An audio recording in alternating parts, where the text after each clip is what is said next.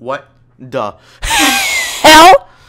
I bought this piece of trash on Mercari for 70 bucks only to realize it was a Chinese knockoff.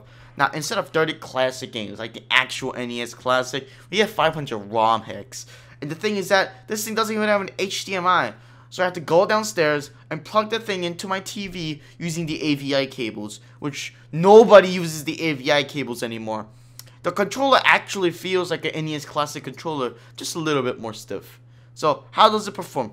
Well, I'm glad you asked. Well, after I opened it up the second time, I was originally going to keep it in the box forever after realizing it was Chinese.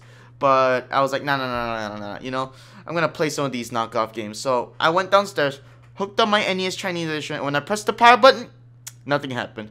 So, I spent 30 minutes trying to set up the stupid AVI cables. So, after all of that, I boot up the NES Chinese Edition, and the main menu has an option of Chinese or English, you know? Makes sense, it's a Chinese knockoff. But, once you actually press the Chinese button, the titles aren't even in Chinese. Ha! Ha! So what type of games are there? Zelda? No. Mega Man? No. Just some bad Mario and Contra ROM hacks. Like this one, it's called Super Bros. 6, which has bunnies instead of Mario. Even the box has Castlevania in the cover.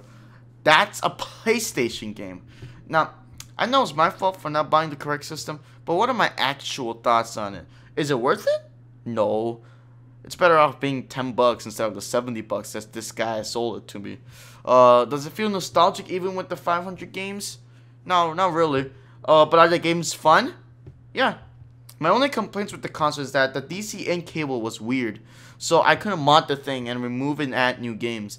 But overall, the console isn't even that bad. For people who just want to play random modded ROMs and not use a computer, you know, it's a great console for them. But if you want to truly feel nostalgic, you got 3 options.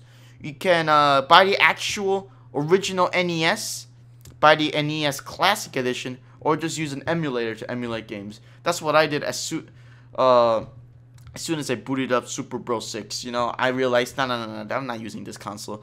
Turned it off, went upstairs, turned on my computer, installed RetroArch, and started playing Super Mario Bros. 2.